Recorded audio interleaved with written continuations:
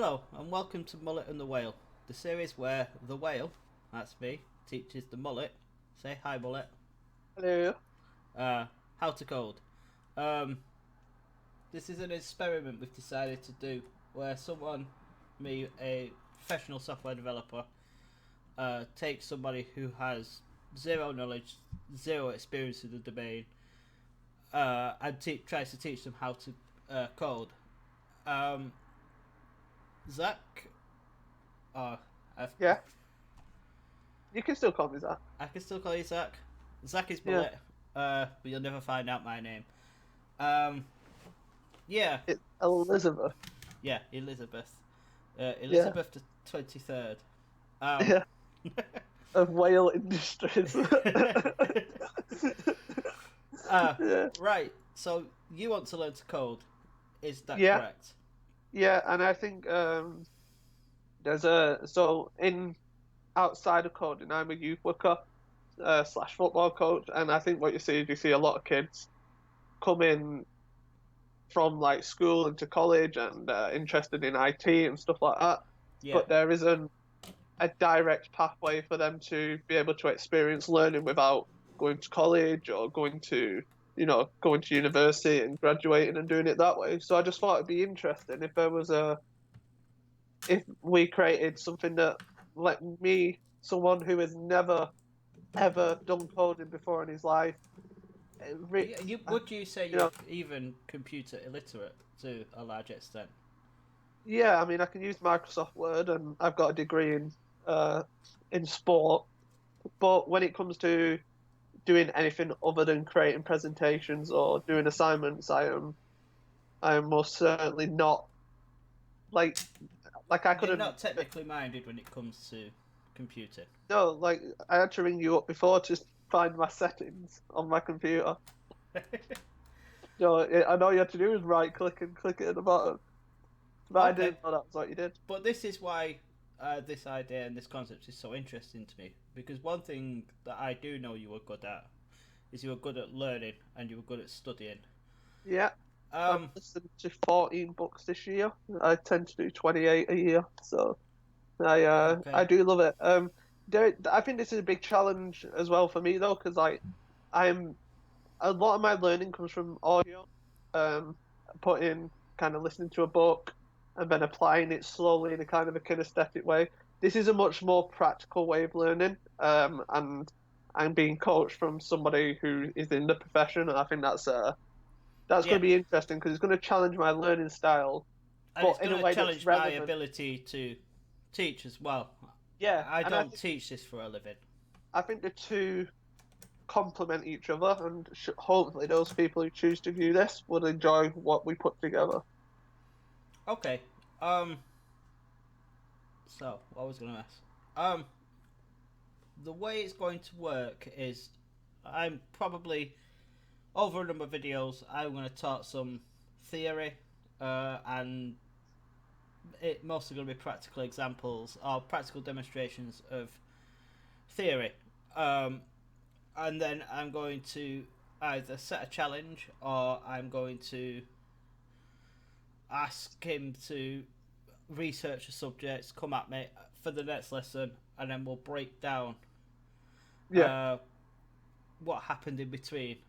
After the first lesson, we'll break down what happened after the first lesson at the start of the second lesson. This is what I'm thinking, and this should be fine. We have a feedback loop going, and I will get feedback from Mullet as well. He will tell me things that I'm not doing well. I just want to make it clear now that the mullet is the one wearing the white hat with the big ears. Yeah, the one on top of the word mullet. It's a very confusing logo that we had put together, but yes. Um. Okay, so a quick question to you: Yeah. what techniques between lessons are you planning to use, study wise? So, You will I have will. access to this video, which so you can break it down piecemeal and go through it as slowly as you want. Yeah. So Um, that's one thing. I will. A lot of it. I assume, and this is an assumption because, as stated before, I am certainly not a professional in this environment. But I assume a lot of the learning will be more trial and error and through experience of making mistakes and then correcting the mistakes. Uh, How, yes, however, and actually, that kind of thing that repeats itself yeah, over and over again, but on bigger scales. Like professionals don't make the same kinds of mistakes that amateurs make or intermediates, yeah, but yeah, they still do make mistakes, and it's still a feedback loop and striving to improve. yeah, and that's complete, like human nature in general. But I think the good thing is like there's been times in the past where you've rang me up or I rang you up after work and you've said to me like I've been at work today for 8 hours and I spent 5.5 hours trying to do something that I then solved in 2 minutes. And I think that's something that's important for the new viewers to understand that it's it's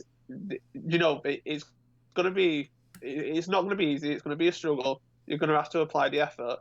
And those people who have been doing it for a long time and have already applied the effort, they still make mistakes and they still have times where they struggle with this sort of thing. So yeah, I'm looking forward to just diving into it. You know, um, just learning little by little, trial and error. Outside I don't mind listening to books, reading books, stuff like that. So yeah, just we'll just go You for it. do We'll see get a how it is. first for it though, don't you? Yeah, you do. I think you get a first for anything, and I think if somebody's watching this video, then they've probably already got the first for it. You know what I mean? Hmm. Yeah. So, so hopefully we can support them a little bit.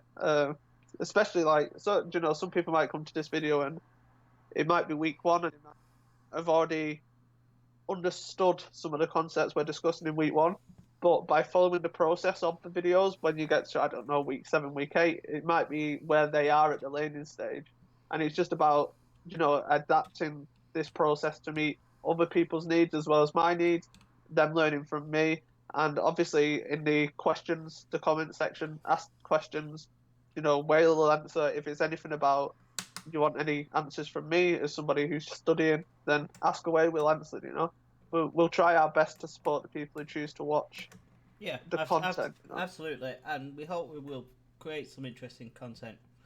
Now, a little bit about the content that we hope to create. We're going to keep it broad to begin with, but there is a kind of direction that we've talked about that we would like to go in.